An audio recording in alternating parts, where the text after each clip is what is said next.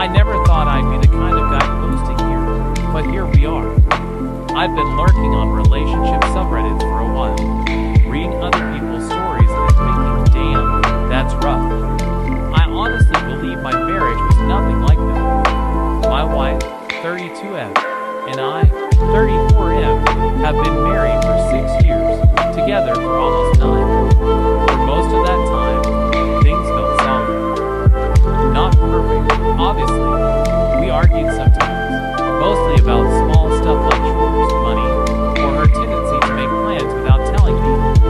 But nothing that made me think our whole relationship was secretly falling apart. If anything, she was always the louder personality between us. She's blunt, sarcastic, sometimes straight up harsh when she's angry. Friends used to joke that she had zero filter. I always brushed it off because when things were good between us, they were really good. But if I'm being honest now, looking back, the lies probably started way earlier than I realized. At first, they were small. Like when she said she was working late, but I'd see her Instagram story posted from a bar with coworkers. When I asked, she'd roll her eyes and say something like, "Oh my God, relax. We stopped for one drink after work. Do I need to report every breath I take to you?" Stuff like that. I'd feel stupid for even asking. Over the past year, though, something shifted. She became more distant. Her phone was suddenly always face down. She started taking it with her everywhere. Bathroom, shower, even quick trips to the kitchen. And the weirdest part? She started accusing me of acting suspicious. One night out of nowhere, she asked, "You're not cheating on me, right?" That question came completely out of left field. I remember laughing because it sounded so ridiculous. But she didn't laugh. She just stared at me like she was trying to read my face. At the time, I thought it was just insecurity or stress from her job. She'd been complaining about work a lot. New manager, longer hours, more team outings that she claimed were mandatory. But then the late nights became normal. Then the lies got worse. And one random Tuesday night about 4 months ago, I accidentally saw something on her phone that made my stomach drop so hard I actually felt dizzy. And that was the moment everything started unraveling. The thing about that night is, I wasn't even snooping. I know people say that all the time here, but it's actually true. My phone had died earlier in the evening, and I needed to check an email from my boss about a schedule change for the next morning. My laptop was updated, so I grabbed my wife's phone from the coffee table. Totally normal in our house. At least it used to be. Her phone lit up as soon as I picked it up, and right then a notification slid across the screen. A message from a contact saved as Daniel Jim. The preview only showed part of it, but it was enough. "Last night was amazing. I can't stop thinking about you." My brain kind of froze. At first, I genuinely thought it had to be something innocent that just looked bad. Maybe sarcasm. Maybe some weird inside joke. My wife had friends from the gym she sometimes talked about, and she'd mentioned that Daniel once or twice. Still, my hand started shaking a little. I shouldn't have opened the message, but I did. And the second the chat loaded, my stomach dropped like I'd just missed a step on a staircase. The conversation was not innocent. Scrolling up felt like watching a slow-motion car crash that I couldn't stop. Flirty messages, jokes that crossed the line, photos of workouts together. Then eventually, way more than that. One message from him said, "Still can't believe your husband had no idea you were with me." I remember rereading that line like 10 times, hoping I misunderstood it. But the next message from her made it impossible to misinterpret. She replied, "He's clueless." That word hit harder than anything else. Not angry husband. Not jealous husband. Clueless. Like I was some idiot living in my own house. I kept scrolling even though every part of me wanted to throw the phone across the room. Apparently, though, not work. Most of them were nights she was meeting Danny. Hotels. His apartment. Late night gym sessions that turned into drinks after. And the worst part? This wasn't new. The messages went back almost 8 months. 8 months of lies. 8 months of kissing me goodbye in the morning like everything was normal. I was still staring at the screen when I heard the bathroom door open down the hallway. And suddenly I realized something terrifying. My wife had no idea that I knew. And in about 5 seconds, she was going to walk into the living room and see her phone in my hands.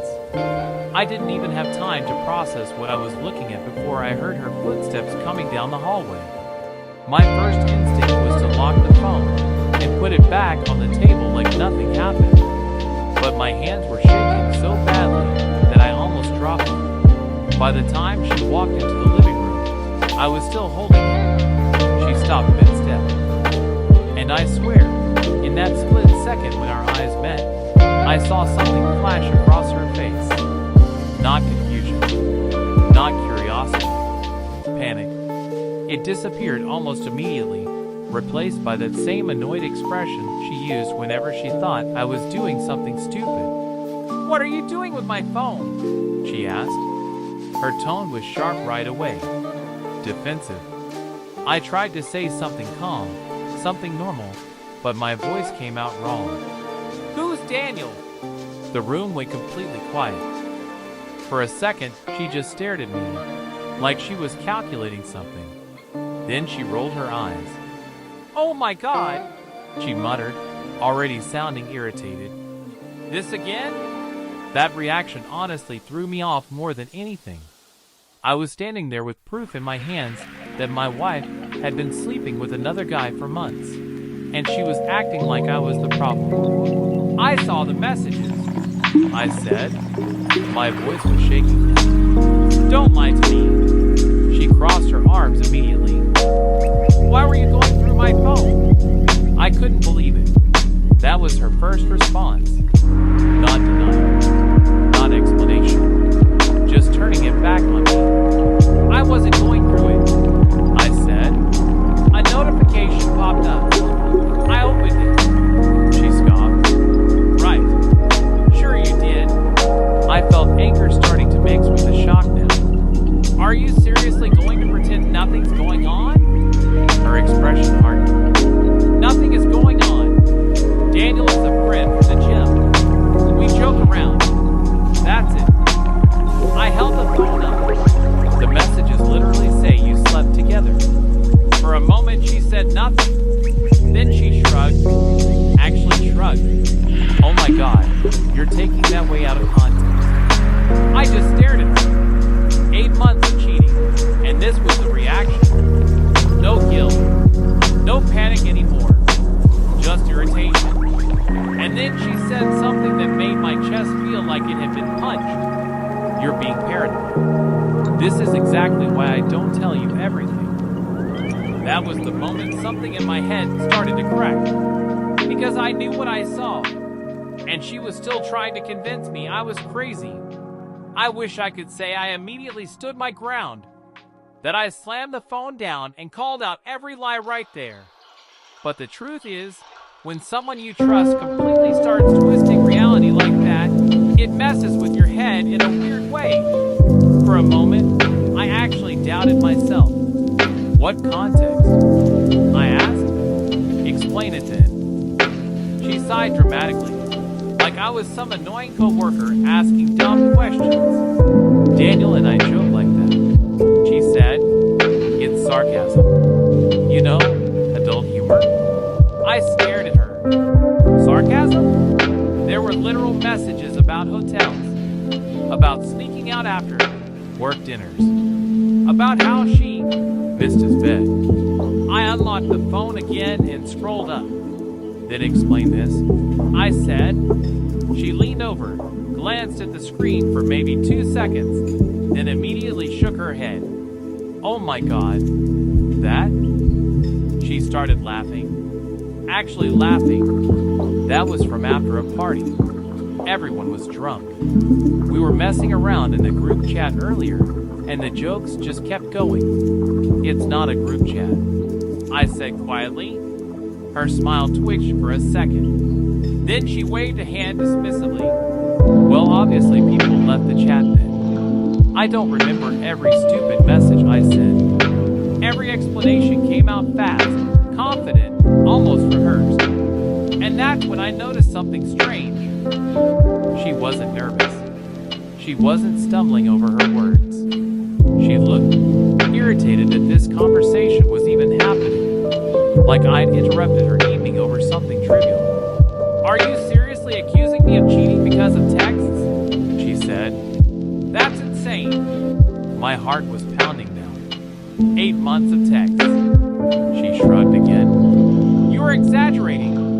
I felt anger rising in my chest, but underneath it was something worse. Confusion. Because part of me still wanted to believe her. 9 years together doesn't just shut off in 5 minutes. Your brain keeps trying to find an explanation that doesn't destroy everything. But then I scrolled a little further, and I found the photo. A mirror selfie from a hotel room. My wife standing there in one of the dresses she told me she wore to a team dinner. Behind her, barely visible in the reflection, a guy sitting on the edge of the bed. I turned the phone toward her, and for the first time that night, her confidence cracked. The moment she saw the photo, her whole posture changed. It was subtle, but I caught it. Her shoulders stiffened. Her eyes darted to the phone for longer than before. And the confident smirk she'd been wearing all night finally disappeared.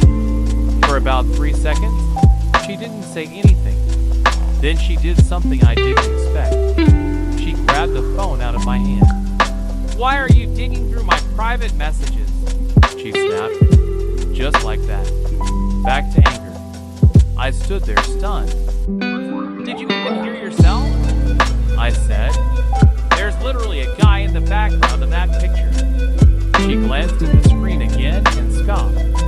That's not what it looks like. I laughed. I couldn't help it. Not because anything was funny. More like my brain didn't know what else to do. Okay, I said slowly. Then tell me what it looks like. She rolled her eyes and tossed the phone onto the couch like the whole thing was beneath her. It was after a gym event, she said. A bunch of us got drinks. Some people went back to the hotel bar after. That's a hotel room, I replied. Yeah, she shot back immediately. Because people needed to change before going out again. Every answer came instantly. No hesitation. Like she had 10 backup stories ready. I felt like I was arguing with someone who had already practiced this conversation in her head 100 times. And you just took a mirror selfie while some random guy sat on the bed? I asked. She shrugged. Yeah, people were everywhere. It wasn't a big deal. I stared at her. You told me that night you were at a restaurant with your coworkers. She paused for a second, then shrugged again. Plans changed. That casual response made something in my chest tighten. 8 months of lies, and she was acting like they were minor scheduling updates. Did you sleep with him? I asked. Finally. A direct question. The room went completely silent. She looked at me for a long moment, her expression flat. Then she shook her head slowly. No. Just one word. No hesitation. No emotion.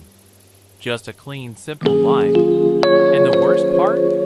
Even with all the evidence I'd seen, part of me still wanted to believe it. After she said, no, the room felt weirdly quiet. Like everything was balanced on this fragile moment where one of us was about to break. I kept staring at her, trying to read her face. We'd been together almost a decade. I used to think I could tell when she was lying. Right then, I had no idea. She looked completely calm, annoyed even. Meanwhile, my brain was racing with every memory from the past year. Every late night, every canceled said she was too tired when I tried to be close to her, and suddenly those memories didn't feel random anymore. You're lying, I finally said. Her eyes narrowed immediately. Oh, she replied coldly. So you've already decided I'm guilty. Why even ask? Because I wanted to hear you say the truth. I did. No, I said quietly.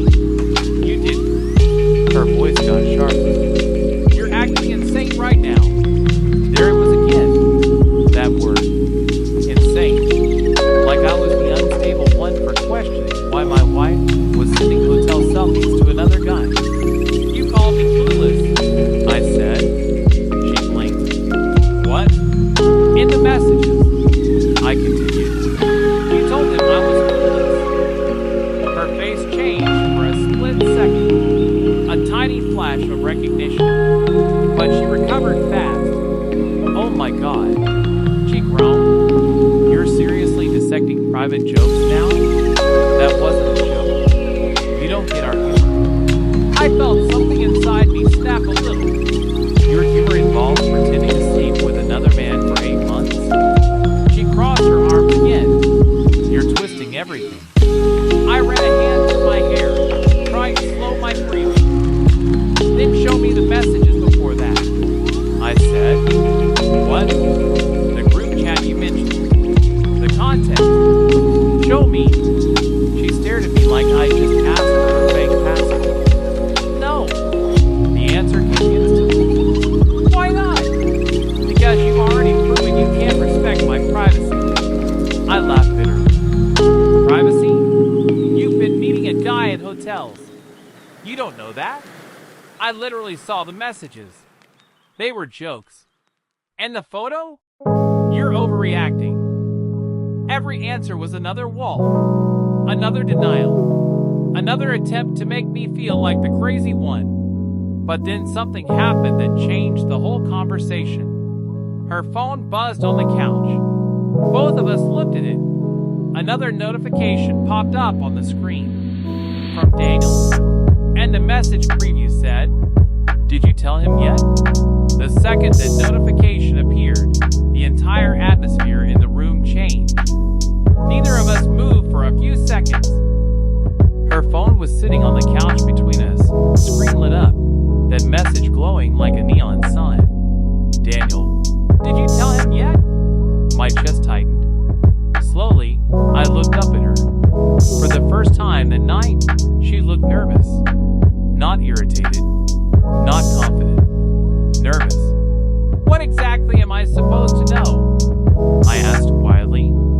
She quickly grabbed the phone, locking the screen before I could see anything else. Nothing, she said too fast. I stared at her. That message literally says, "Did you tell him yet?" She waved it off. He's talking about something else. What? Just stuff. Stuff? I repeated. Yeah. That's your explanation? She sighed like I was exhausting her. Daniel knows we've been having problems, she said. He was asking if I told you about something. What problems? She hesitated. Another small crack. You know, normal relationship stuff, she said. Arguments. Stress. That's not what that message means. You're assuming things again. My hands were shaking now, but it wasn't just from shock anymore. It was anger. Open the chat. I said, no. Open it. No. Why? Because you're acting crazy. That word again. Every time she said it, it felt like she was trying to push the narrative harder. Like if she repeated it enough, maybe I'd start believing it. You know what's crazy? I said, 8 months of hotel meetups. She slammed her hand on the couch. There were no hotel meetups. I took a step back, then explained the photo. I already did. You didn't explain anything. Our voices were getting louder now. The calm, controlled tone she had earlier was slipping. You're blowing this out of proportion, she snapped. I'm blowing it out of proportion. I laughed bitterly. There's another man texting my wife asking if she told her husband something. She stared at me, breathing hard. Then she said something that completely blindsided me. Fine, she muttered. I blinked. What? She looked away for a moment, like she was deciding something. Then she said quietly, maybe I did go too far with him. The room went completely silent. After hours of denial, that was the first thing that even sounded close to the truth. But the way she said it made my stomach twist, because it didn't sound like guilt. It sounded like she was preparing a much smaller version of the story. When she said, maybe I did go too far with him, my heart started pounding even harder, because that sentence didn't sound like an admission. It sounded like damage control. I'd read enough stories online to recognize the pattern. First denial, then minimizing. Like she was slowly adjusting the story to something that sounded less terrible than what I'd already seen. What does too far mean? I asked. She rubbed her forehead like this conversation was giving her a headache. It means things got a little blurry sometimes. That's not an answer. She sighed again. We flirted. Okay, maybe a little more than we should have. I stared at her. You've been sending each other messages about sleeping together. They were jokes. And the hotel picture? She hesitated. We kissed once. Once. Just like that. 8 months of messages, and suddenly the whole thing was reduced to one kiss. When? I asked. A few months ago, she said vaguely. You expect me to believe that? She crossed her arms again. Believe whatever you want. You told him I was clueless. That was just stupid flirting. I felt my chest tightening again. So you've been flirting with another guy for 8 months, meeting him in hotels, sending him photos, calling your husband clueless, and you want me to believe the worst thing that happened was one kiss? She didn't answer. She just stared at the floor. Look at me, I said. Slowly she did. Did you sleep with him? Another long silence. This one lasted longer than before. Finally she said quietly, no. But this time, the word didn't sound as confident. Not even close. And I realized something in that moment. It didn't matter what she admitted, because the story kept changing. First, nothing happened. Then it was jokes. Then it was a party. Now it was flirting and one kiss. Every new truth only appeared after I showed her evidence, which meant there was probably a lot more I hadn't seen yet. I ran a hand over my face. How many times did you meet him?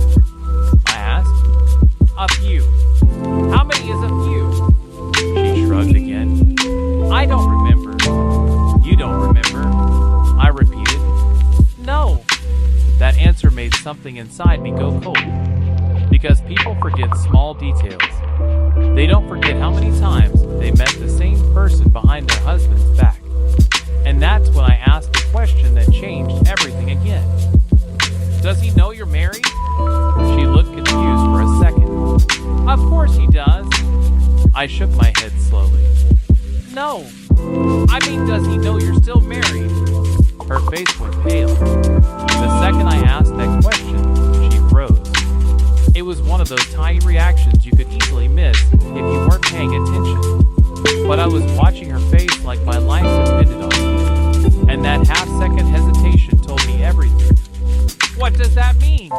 She asked slowly. I didn't answer right away. I just reached for the phone on the couch again and unlocked the chat. She tried to grab it back, but this time I stepped away. Stop, she snapped. Give it back. No. I scrolled up further in the conversation, past the hotel selfie, past the flirting, past months of messages.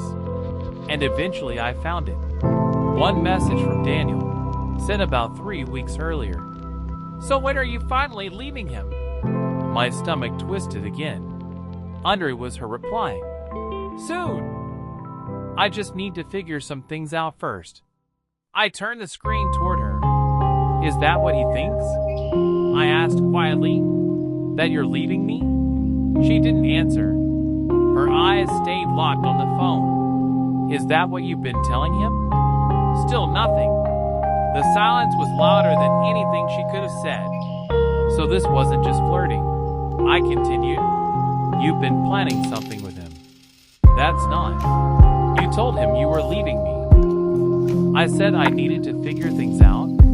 That's not the same thing. She ran her hands through her hair, pacing now. You're twisting everything again. No, I said calmly. I'm literally reading your words. Her voice suddenly got louder. You don't understand the context. What context makes this okay? You and I haven't been good for a while. She snapped. That caught me off guard. What? You know that? She continued. We've been distant. You're always working. We barely talk anymore. I stared at her. So that was the direction she was taking now. Blame. You cheated because I work? I asked. I didn't cheat. You told another man you were leaving your husband. That's not cheating. The denial sounded weaker now, but she was still clinging to it. I looked back down at the messages again. There were dozens of them. Plans, jokes, late-night conversations. And then I noticed something that made my heart sink even lower. Their messages didn't just happen late at night. Some were sent in the middle of the afternoon, while she was supposedly at work, which meant one thing. You've been seeing him during the day too, I said quietly. She stopped pacing. That's not what that means. You told me you were at work. I was. Then why are there messages about meeting for lunch? She didn't answer. Just another silence. And suddenly I realized something terrifying. If she had been lying about nights and lying about work, then there was a good chance this whole thing was way bigger than I even thought. And I hadn't even reached the worst part yet. At that point, the anger in the room had started to fade. Not because things were getting better, but because something inside me was shifting. The shock was wearing off, and the reality was starting to settle in. For the past hour, I'd been arguing with my wife, hoping that somewhere in all the lies, there was still a version of the truth that didn't completely destroy our marriage. But the more I looked at those messages, the harder they became. I sat down on the edge of the couch and stared at the phone again. 8 months. 8 months of conversations with another man. Plans. Inside jokes. Flirting. Complaints about me. There were even messages where she vented to him about small arguments we'd had at home. Things I thought we'd already moved past. Apparently, she was sending him play-by-play updates of our marriage. Behind my back. You read way too much into texts, she said suddenly from across the room.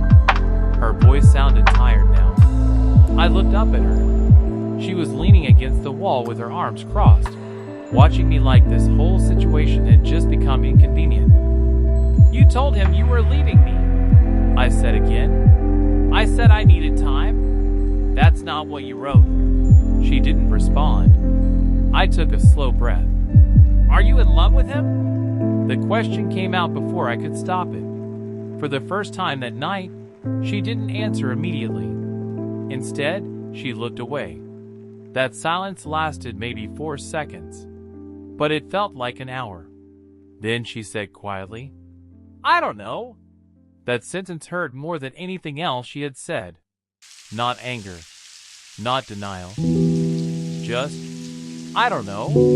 Like 9 years together suddenly weighed the same as 8 months with some guy from the gym. You don't know, I repeated. She shrugged slightly. Things just happen. That phrase made my stomach turn. Things didn't just happen for 8 months. They happened once, maybe twice. But 8 months means decisions. Hundreds of them. You lied to me every day, I said. I didn't lie every day. I actually laughed at that. You told him you were leaving me. I said I might. You met him in hotels. That's not what happened. You kissed him. She didn't argue that one this time. Just silence again. And that silence told me the truth was still bigger than what she'd admitted. I looked down at the chat one more time. And that's when I noticed something I hadn't seen earlier. A message from Daniel sent 2 days before. I'm tired of hiding. He deserves to know. My chest tightened, because right under it was her reply. Don't do anything stupid. That last message, it hit me like a punch to the gut. Don't do anything stupid. Not. I'm sorry. Not. I was wrong. Not even. I care about you. Just a warning. I sat there staring at the screen, heart pounding, chest tight, mind spinning. It was clear. She knew what she was doing, and she knew the risk. She wasn't scared of me. She was managing him. Managing the situation. Managing me. I looked up at her. She was quiet now, almost unreadable.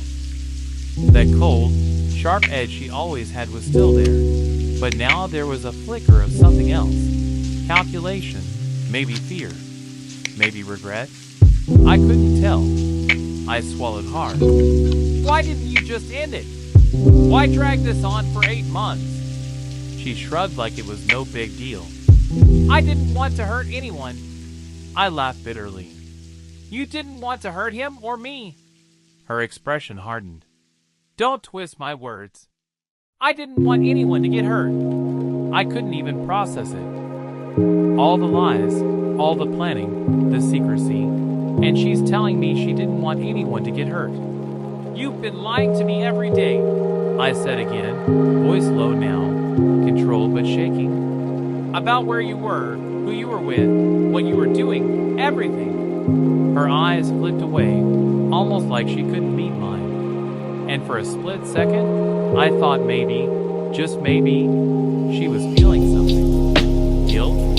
Shame? But then she rolled her eyes. You're making a big deal out of nothing. Nothing. 8 months of deceit. And in her mind it was nothing. That's when the emptiness hit me.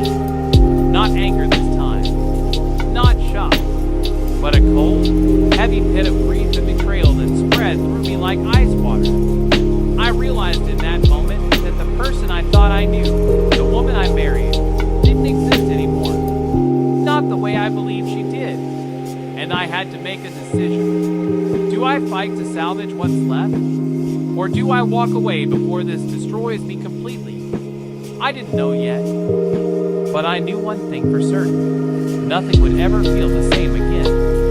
The next few days were a blur. I couldn't eat, couldn't sleep. Every time I closed my eyes, I saw the messages, the hotel photos, the casual way she dismissed months of betrayal like it was nothing. I tried talking to her again, hoping for some kind of honesty this time. Can you just tell me everything? I asked one night. She leaned back on the couch, arms crossed, looking at the way. I already did. No. The real truth. Don't sugarcoat it. Don't minimize it. Her eyes narrowed. You think I owe you a confession? Everything I did is none of your business. My chest tightened. It is my business. You're married. This affects me. You lied to me for months. Don't you get that? She laughed softly. Not humorously. Not even bitterly. Just a short, sharp laugh that made my blood run cold. You're being dramatic, she said. Dramatic? I echoed. I found everything. All the texts, the photos, the plans. 8 months of betrayal. And you call me dramatic? She shrugged again, that infuriating shrug I'd hated for years. I didn't know it mattered so much to you. Everything inside me snapped. I mattered? I shouted. I still matter? Her eyes flicked away. That's when I realized she didn't have an answer. And that realization hit harder than any proof, any photo, any message ever could. Because it wasn't just that she cheated. It was that she could look at me treat me like I was optional, like I didn't exist in the moments that mattered most. For the first time, I let myself cry. Silent, bitter tears. Tears for the years of trust I'd given her. Tears for the life I thought we were building. Tears for the man I thought I was. The one who had a wife he could believe in. She didn't cry, didn't apologize, didn't try to reach out. She just sat there, arms crossed, looking frustrated. And in that moment, I realized something terrifying. I didn't just feel betrayed. I felt invisible. Like the woman I married had erased me from her life without even noticing. It was a grief so heavy I couldn't even process it fully yet. And that's when I started thinking about the hardest question of all. What do I do now? The decision didn't come immediately. For a few days, I wandered through the house like a ghost, barely speaking to her, barely acknowledging her presence. Every small interaction felt like navigating a minefield. Every word could set me off. Every look could trigger an argument. I thought about leaving, packing my things, moving out, shutting the door behind me forever. But part of me still wanted answers. Still wanted her to show some kind of remorse, some recognition of the damage she'd done. I tried one last conversation. "Do you even care what you've done?" I asked quietly. She looked at me, almost bored. "Of course I care. But I don't know what you want me to say. I made mistakes. We all do." "We all do?" I repeated, disbelief cracking my voice. "You cheated for 8 months. Lied to my face every day. Manipulated me. And that's just a mistake?" She shrugged. I didn't know how to stop. I froze. That was it. That was the only admission she would give me. Not guilt. Not accountability. Just helplessness. And that's when I realized something crucial. I couldn't rely on her to fix this. I couldn't rely on her to feel the weight of what she'd done. The choice was mine. Do I stay and try to rebuild, knowing she might never fully own the truth? Or do I leave before the resentment, the mistrust, the anger eats me alive? I spent that night alone in the guest room, staring at the ceiling, replaying every memory, every lie, every joke, every kiss, every text. And by the morning, I knew my answer. I couldn't continue like this. I couldn't rebuild trust from ashes she wouldn't even admit existed. I realized that loving someone who refuses to take responsibility isn't love at all. It's just self-deception. And I wasn't willing to live a life like that anymore. I would leave. Not out of anger. Not out of spite. Not yet. Out of self-preservation. Because I finally understood that some betrayals are too deep to forgive, and some people are too lost in themselves to ever truly change.